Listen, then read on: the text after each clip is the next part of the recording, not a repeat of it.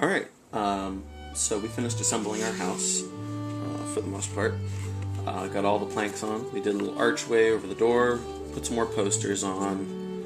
I had this little bit I found in my bits box. It's part of an old World War II tank model. There's a little dent in the plaster up here, so I put a little piece of a Star Wars card there, and we'll paint it like it's metal, so it'll look like a metal panel. Anyway, what we're going to do first, let's get some watered down black paint, or close to black anyway. It's charcoal, so it's like a dark gray.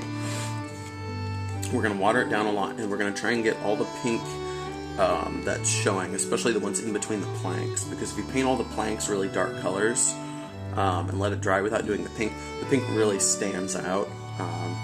So we're going to get those first, and I'm going to show you how we're going to do that. Then we take our building, and you see how there's these slots between the planks, slots between the slats.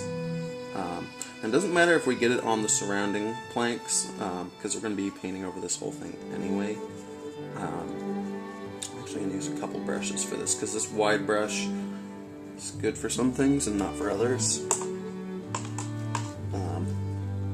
So you should be ready to have a narrow tipped brush, but not like one of your nice detail brushes, because you're basically going to abuse this brush while you do this, because you're just going to be jamming it between the slots and sliding it around.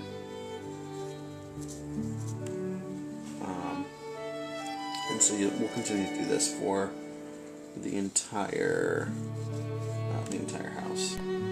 Alright, so we finished painting all the pink areas on the foam. You'll see we got gray paint just all over the place. Doesn't really matter because we're going to be repainting a lot of this stuff. Not the gray parts, but like the planks and stuff where gray paint spilled over it. Also, we made sure to get in the recessed doorway here, in the little cavern. And actually, this is the last thing we're going to do to the interior of the recessed doorway. We just leave it this color. We don't want it to draw any more attention to itself, other than it has depth. Alright, so next up, what we're going to do is we're going to paint the planks. What we're going to start with is a dark brown. This is a cheap acrylic paint I bought at Fred Meyer. You can get these at art stores. I wouldn't recommend using like your fancy miniature paints, because you're going to use a lot of it. It's better to use this cheap stuff. It doesn't work quite as well in the Peter miniatures and stuff like that. But for this, it's perfect. Dirt cheap. So get a dark brown, or if you don't have a dark brown, a normal brown, and mix some black with it, you know, that kind of thing. We're going to water it down a little bit, but not as much as we did with the the gray paint, because we want it to go on nice and easy, but we don't want it to be quite as thin, because it'll show up a lot more on the wood if we do it darker. Like it won't look as good if we water it down quite as much. When you're painting, don't sweat it if you get brown paint on the areas where you put gray paint on previously, just because those areas aren't going to be very much in focus. The only time it's really noticeable is if they're a really bright or light color, like pink. And so yeah, we're just going to cover all the planks with brown. Now one thing, the one time we will be watering down the brown paint is you'll see right here, like on the edge here, in these cracks, you can't quite get the brown paint in there very easily. It's not going in, and so what we're going to do is after we finish painting all the planks on their surface with brown, we'll get a little bit more watered down brown, because it's easier to get in the cracks that way and get those areas that are hard to reach. Alright, so we got all the wood panels painted brown now. What I'm going to show you next is, you see here how I painted the bricks. I went over them with the brown, but I didn't just paint them, I didn't just straight up slop paint on there. All the cracks are still black. I achieved this through a little bit of dry brushing. And the way we do that, get a little paint out. We're going to use our big wide brush for this thing here. And so we get some paint on our brush, not a lot, just a bit. Then we get a dry paper napkin's what I use a lot of the time. You can also, if you have a rag that you use for painting, you can use that. So you see what we're doing is we're brushing off most of the paint, and then there's still some on there, mind you. What we do is we just wave it over the area we're trying to paint, and depending on how dark you want the dry brushing, you might want more or less paint on your brush. And what this achieves is it'll get the color on the surface, but not in the crevices so much. And so it's a good way to bring out details when you're painting miniatures, or when you're painting terrain for that matter. It'll highlight raised areas and things like that. And so what we're going to do is we're going to dry brush all the brick areas brown, and then later we're going to go over that brown with a bit of terracotta, which is like a brownish red. You know, it's like the color of terracotta pots or roof tiles from Spain. And go over the staircase the same way.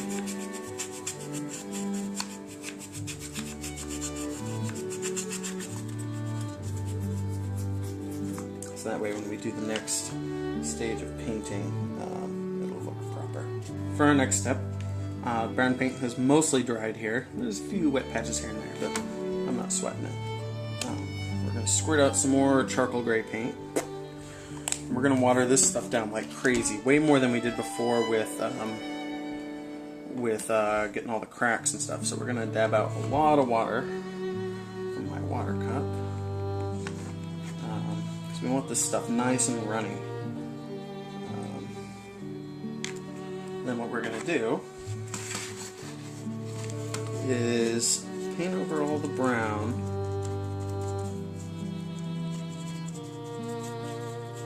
With this really watery gray paint. And then what we're going to do is take our paintbrush and rinse it off.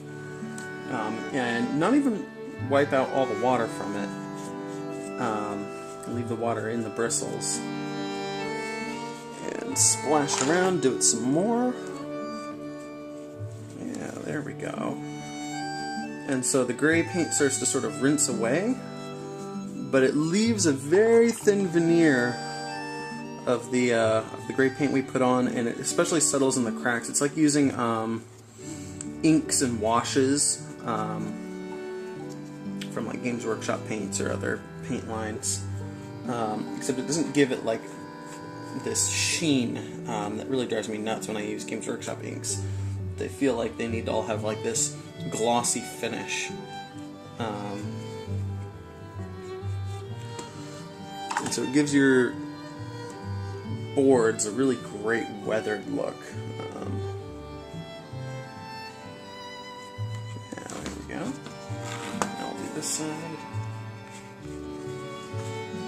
So you just slop this stuff around. There's no grace or rhyme or reason to it. You just do it. And then the water. So I'm going to go ahead and do this for the rest of the house. So next up, we're going to do a little bit of dry brushing. This time it's going to be very light, unlike what we were doing before, which is very wet and sloppy. We're going to be mixing two colors. We have the brown color we were using earlier to paint the planks, and fawn. It's like a tan khaki color. Got them here on our painting palette. Stir them up. Then what we do, we got paint on our brush. And what we do here, get out our paper towel. Try and wipe off a lot of the paint on our brush this time, so it's very light, because we don't want to change the overall color that much. We just want to bring out a little bit of the detail.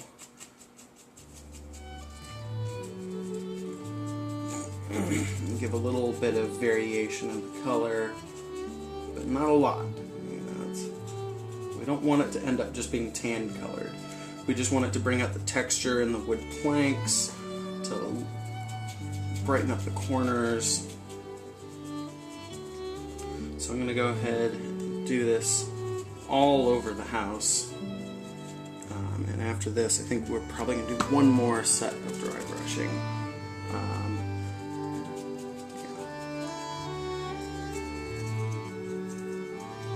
Yeah, you can really see it coming out. Especially on the split planks, the ones where when we broke the popsicle sticks, they got like these really rough edges, like right here and here, and like on the edges here. Okay, so we dry brushed all that. One of the great things about dry brushing is it dries almost instantly. you know, kind of in the name, I guess. I also went ahead and painted over the roof a bit. I didn't show myself doing that. It's just because it got kind of these uneven colors from when I was painting it before. And I'm going to wash it down afterwards with a dark brown color.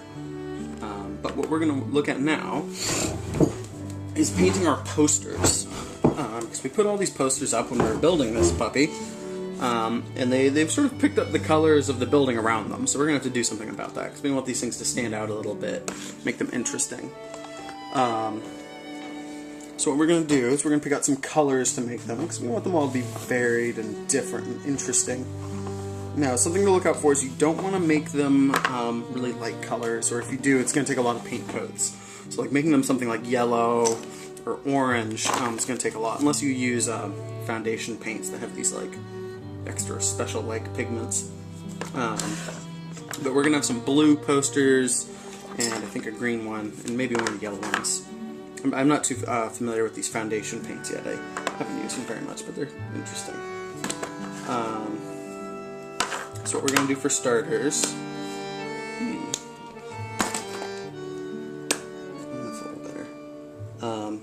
So we're going to want to paint them their base colors, because what we're going to do is we're going to give them a base color, and then afterwards we'll do some detailing and paint letters on them, or things that look like letters anyway. So I'll get a little bit of blue paint out, and all we're doing is just painting the surface of each poster like a base color. So like this one's going to be blue. One thing I'm always fond of doing when doing posters, instead of doing them all crazy different colors sometimes, is using that fawn color we were mixing earlier for the dry brushing, and using that. Colors like that, like a khaki kind of color. And that's really good for just sort of like parchment looking posters, for like wanted signs and things like that. In case there's bandits and hoodlums in the area that, you know, get themselves into trouble and are wanted by authorities or people with power anyway. So I'm going to paint up all these posters in their base colors. Alright, so next up, our posters are dry. I painted them all. We got more tan ones than anything, but we got a few colored ones for variety's sake. But what we're going to do now with them is we're going to use some Gray Fawn Sepia Citadel Wash.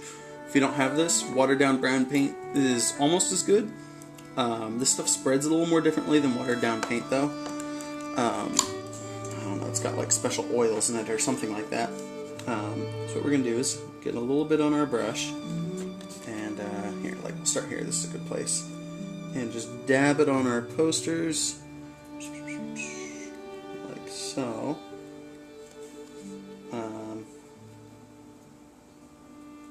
And what we're going to do is we're actually going to let it sit on there. It's not like when we did the watered down charcoal paint earlier, and we would like rinse it off afterwards to affect the way it settles. We're just going to sort of leave it on here. And what will happen is it'll sort of settle and go near the cracks and the corners and sit there, but it'll still remain over the whole thing. And so it gives our posters a very worn, dusty, you know, Wild West post-apocalypse kind of look. And we're actually going to do this with all of them, not just the, you know, yellow and white ones or beige ones, because it'll give them all that dirty, dusty look. And then afterwards, when we're done with that, we are going to do detailing on them. And there's some tricks that make painting tiny letters a lot easier, although it doesn't make them really easy. It's still a pain in the ass.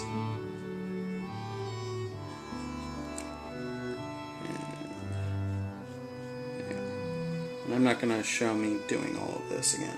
We'll cut to